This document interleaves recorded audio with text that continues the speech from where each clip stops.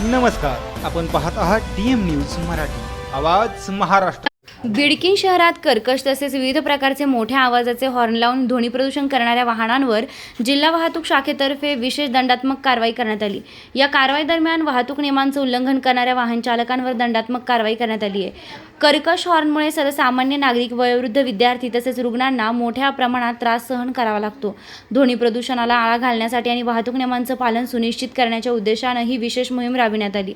ही कारवाई पोलीस अधीक्षक Prakash Jadhav, upper police अधीक्षक प्रशांत स्वामी तसेच जिल्हा वाहतूक शाखेचे पोलीस निरीक्षक आनंद झोटे यांच्या मार्गदर्शनाखाली पार पडली। या मोहिमेत पोलीस उपनिरीक्षक अशोक मुंडे, पोलीस जमादार बाळासाहेब लोणे, राजू संपाळ तसेच पोलीस अंमलदार रामेश्वर धापसे यांनी सहभाग घेत कारवाई केली।